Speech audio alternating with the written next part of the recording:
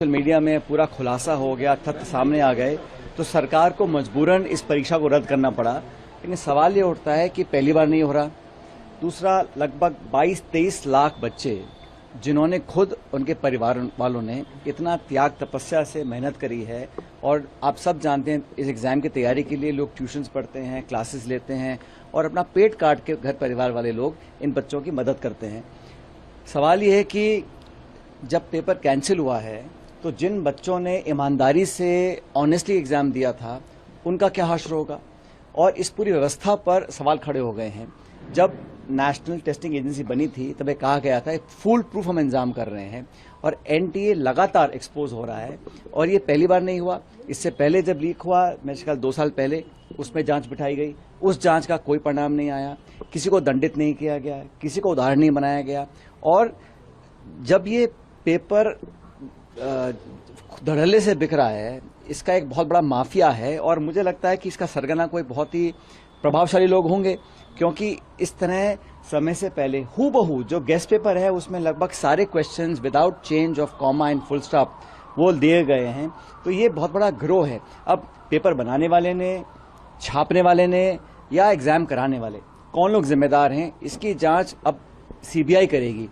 CBI को फुर्सत कहाँ है? सीबीआई को फुर्सत तो है ही नहीं, क्योंकि वो तो विपक्ष पे जांच कर रही है। जो गैर भाजपाई लोग हैं उनका दमन करने के लिए सीबीआई का प्रयोग हो रहा है, और हम सब जानते हैं कि सीबीआई एक इन्फ्लुएंस में काम करती है। तो अगर हम लोगों को, इस देश के नौजवानों को न्याय दिलाना है तो इसकी जांच एक जुडिशियल जांच हो, एक ऐसी इंक्वायरी हो जो सरकार के बाहर हो, क्योंकि सरकार में कोई शिक्षा विभाग है, कोई मंत्रालय है, कहां तक और सीबीआई उन लोगों को पकड़ पाएगी, खासकर जो बड़े लोग हैं। छोटे मोटों का अभी भी राजस्थान में मेरे ख्याल 45 लोगों को डिटेन किया है, उनको चार्जशीट नहीं किया, अरेस्ट नहीं किया, कोई मुकदमा नहीं बनाया है, तो कोई दबाव होगा। तो जांच अगर करानी है तो एक जुडिशियल इंक्वायरी होनी चाहिए, हाई पावर, टाइम बाउंड, क्योंकि जैसे ही ये खबर सुर्खियों से हटेगी फिर कुछ नया मुद्दा आ जाएगा।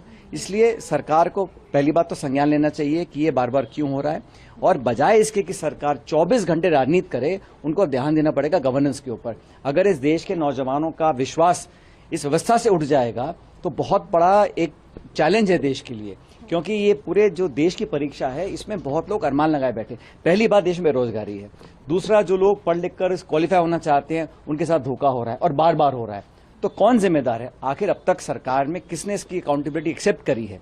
कब तक आप जांच बिठाकर दरी के नीचे बात को डालते रहेंगे? कोई ना कोई इसको एक्सेप्ट करे कि हाँ, मेरी मॉरल रिस्पॉन्सिबिलिटी है, मैं जिम्मेदार इसका हूं, एक एग्जाम्पल सेट करें। और बहुत बार कहा गया कि पेपर लीक को हम बंद कर देंगे। अगर लगातार हो रहा है तो एक सिस्टम है, इसमें मुझे लग रहा है कि बहुत बड़ी कॉन्स्पिरेसी है, क्योंकि कोई आसानी से इतने जल्दी पेपर नहीं निकल सकता। और आज जिस हालात में देश का नौजवान बेरोजगार भी है, महंगाई की त्रासी से जूझ रहा है, उसके ऊपर इस प्रकार उसके अरमानों पर पानी फेर देना अन्याय है, इस बिल्कुल अनएक्सेप्टेबल है, और सरकार को इसके खिलाफ कुछ न कुछ करना पड़ेगा ताकि लोगों का विश्वास पुनः स्थापित हो सके। धर्मेंद्र प्रधान के कार्यकाल में दूसरी बार नीट का पेपर लीक हुआ है। धर्मेंद्र प्रधान देश के शिक्षा मंत्री हैं, और लगातार 2 बार उनके कार्यकाल में ये पेपर लीक हुआ है। क्या उनकी जिम्मेदारी बनती है? बिल्कुल बनती है, मॉरल रिस्पॉन्सिबिलिटी सरकार की बनती है। आपने एजेंसी बना दी ये बोलकर कि ये अब एग्जाम्स कंडक्ट करेंगे, तो कहाँ कंडक्ट हो रहे हैं? और मुझे तो दुख उन लोगों के लिए है जिन बच्चों ने ईमानदारी से पेपर दिया है, जिन्होंने बेईमानी से पेपर हासिल किया होगा, कितना % लोग होंगे। लेकिन पूरा सिस्टम अगर कोलैप्स कर रहा है, और इस देश के हम बहुत उम्मीदों के साथ नौजवानों को शिक्षा देते हैं, और कहा जाता है कि शिक्षा से बड़ा कोई आशीर्वाद नहीं है। अगर आप शिक्षा की प्रणाली में एग्जाम टेस्टिंग एजेंसी है जो पूरी नीट परीक्षा की व्यवस्था है, अगर वो चरमरा रही है और आंखों के सामने हो रहा है और बार बार हो रहा है, तो कोई ना कोई तो रिस्पॉन्सिबल होना चाहिए इसके लिए। लोगों को आगे एक्सेप्ट करना चाहिए। और मुझे लगता है देश की सरकार का ध्यान जो है सिर्फ चुनाव कैसे जीतना है, मैनेजमेंट कैसे करना है, सरकार कैसे बनानी है, विरोधियों को कैसे दबाना है, उस पर केंद्रित है। ये जो मूल व्यवस्था है इस पर सरकार का कोई ध्यान नहीं है।